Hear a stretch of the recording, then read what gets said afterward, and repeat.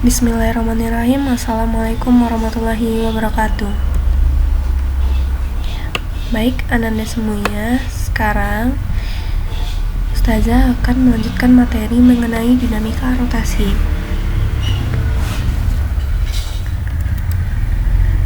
Dinamika rotasi ini merupakan cabang dari ilmu fisika yang mempelajari tentang gerak dengan memperhatikan penyebab terjadinya gerakan tersebut. Salah satunya penyebab terjadinya gerakan itu benda mengalami pergerakan itu disebabkan karena adanya gaya. Seperti contohnya itu ketika ketika buah jatuh dari pohonnya itu disebabkan karena adanya gaya gravitasi. Nah, dinamika rotasi berarti kita akan mempelajari gerak rotasi, di mana kita akan pelajari penyebab terjadinya gerak rotasi itu sendiri. Ada beberapa besaran dalam dinamika rotasi ini. Yang pertama adalah momen gaya atau torsi. Momen gaya ini merupakan suatu besaran yang menyebabkan terjadinya gerakan rotasi pada suatu benda. Nah, di sini Ustazah memiliki gambar kunci pas. Ini gambarnya, yang di kiri adalah gambar realnya, yang sebelah kanan adalah gambar animasinya. Nah, ketika kita memberikan gaya kepada kunci pas seperti ini, gayanya ke bawah, dia akan melakukan gerakan rotasi ke bawah seperti ini. Dia nanti akan bergerak seperti ini kan. Nah,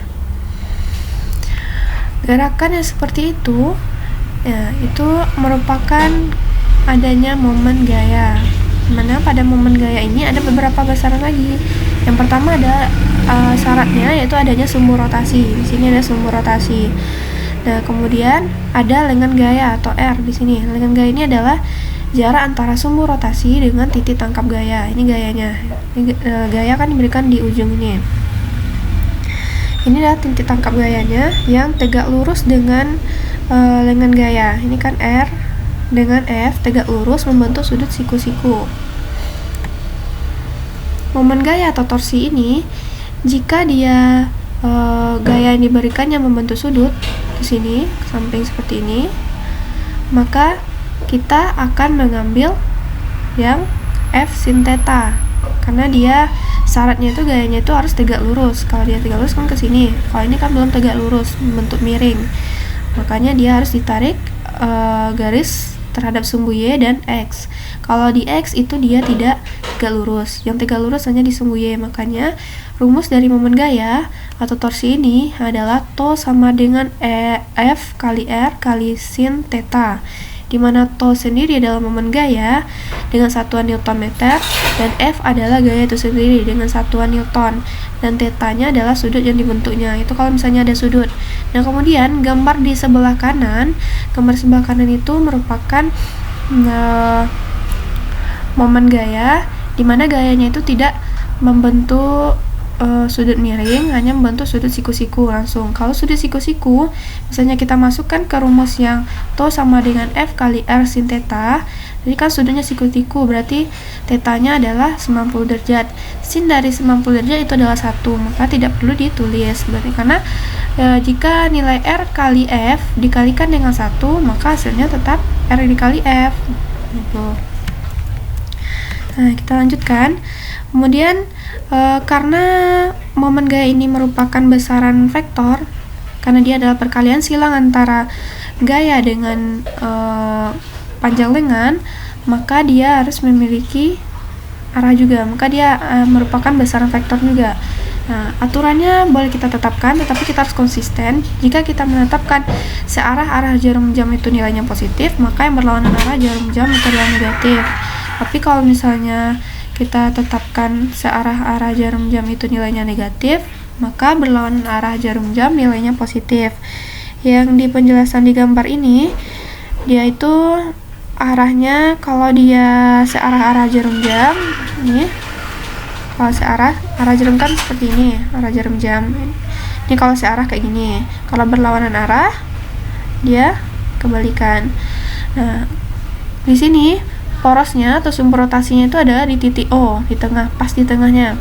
Maka kita harus maka kita harus menunjukkan arah gaya ini ke sumbu rotasinya. Berarti kalau F1 ini berarti ke kanan, kemudian F2 ke kanan juga, kemudian yang F3 ke kiri. Karena dia yang F1 ini searah dengan arah jarum jam, maka nilainya positif. Yang F2 berlawanan arah dengan arah jarum jam, maka nilainya negatif. Dan F3 ini searah dengan arah jarum jam, maka nilainya positif. Nah, kalau misalnya kita ubah ketetapannya, yang berlawanan arah dengan jarum jam negatif dan jika berlawanan arah dengan arah jarum jam positif dan searah arah jarum jam negatif, maka nilai F1 ini berubah. Dia F1-nya negatif, F2-nya positif, dan F3-nya jadi negatif. Ya, kita masuk ke contoh soal.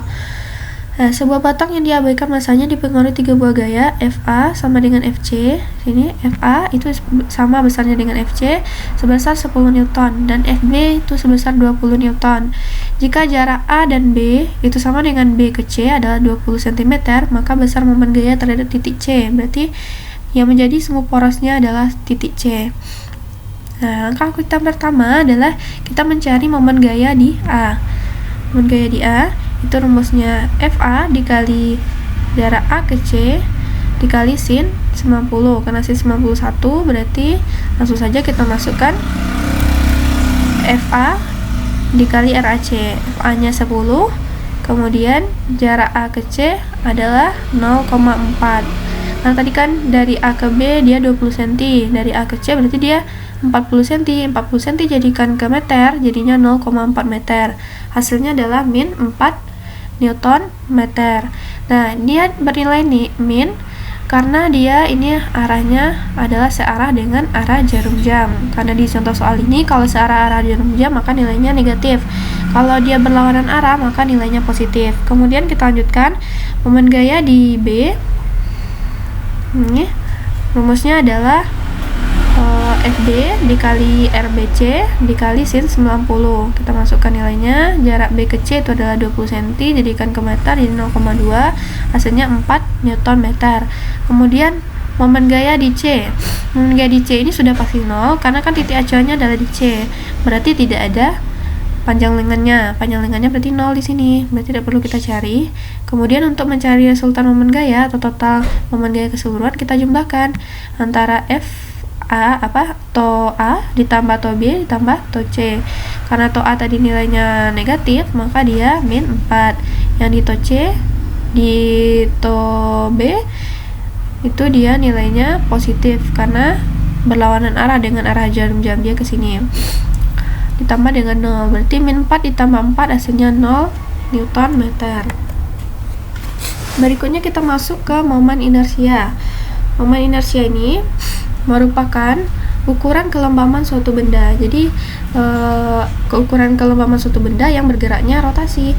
Ukuran kelembaman ini sama juga dengan bersifat kelembaman pada hukum pertama Newton, yaitu benda yang diam akan cenderung diam dan benda yang bergerak akan tetap bergerak. Nah, sini ada contoh animasi ketika daun di atas sebuah jaring-jaring. Ketika dia ke bawah, dia akan mencoba mempertahankan kedudukannya. Dia akan balik, perhatikan lagi. Nah, ini posisi awalnya.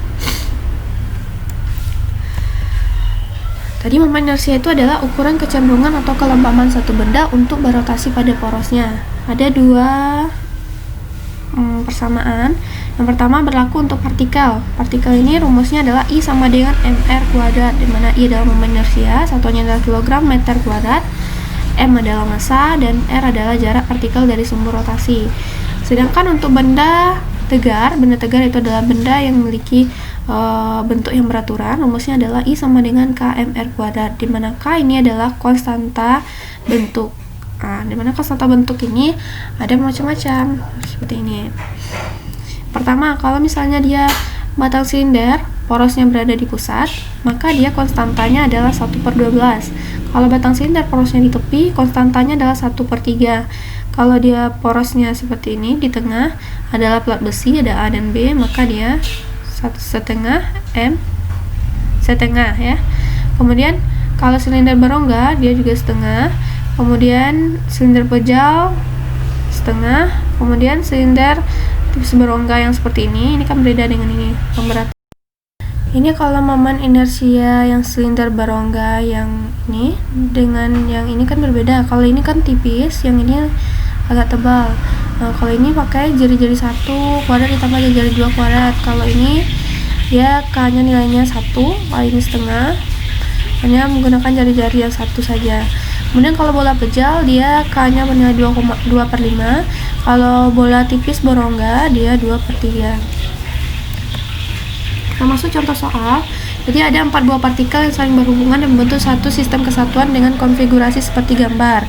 Masing-masing partikel memiliki berat yang berbeda dan jarak antar partikel satu sama lain sebesar r. Tentukan momen inersia sistem di atas. Jika sistem diputar terhadap sumbu A dan terhadap sumbu B. Kita jawab yang diputar terhadap sumbu A terlebih dahulu. Jadi rumusnya adalah kalau total momen inersia totalnya berarti kita jumlahkan total dari momen inersianya. Jadi momen inersia di pertama ditambah kedua, ketiga, dan keempat. Ini yang diketahui. Kalau misalnya di A berarti jarak di A berarti sama dengan 0. Kalau jarak di sini yang kedua berarti ini R. Jarak yang ketiga terhadap yang sumbu A itu adalah 2R. Terhadap yang keempat itu adalah 3R. Kita masukkan angkanya, berarti I sama dengan M1 kali R1 kuadrat ditambah M2 kali R2 kuadrat ditambah M3 kali R3 kuadrat ditambah M4 kali R4 kuadrat. Nilai R1 nya 0, jadi masukkan angkanya. Dapat hasilnya adalah 50 MR kuadrat. Kemudian ini jika diputar terhadap sumbu B. Terhadap sumbu B berarti kalau di M2 berarti dia R-nya adalah 0. Kalau dari A dari M1 berarti dia jaraknya adalah R. Kalau di M3 berarti adalah jaraknya R. Kemudian di M4 adalah jaraknya 2R. Kita masukkan rumusnya sama dengan cara yang ketika diputar di sumbu A. Masukkan angkanya M1 kali R1 kuadrat ditambah M2 kali R2 kuadrat ditambah M3 kali R3 kuadrat ditambah M4 kali R4 kuadrat. Di sini yang R-nya 0 adalah R2 kuadrat. Masukkan angkanya dapat 20 MR kuadrat. Baik, itu adalah materi kita pada hari ini. Ustazah harap semuanya paham. Syukran, jazakumullahu khairan. Wassalamualaikum warahmatullahi wabarakatuh.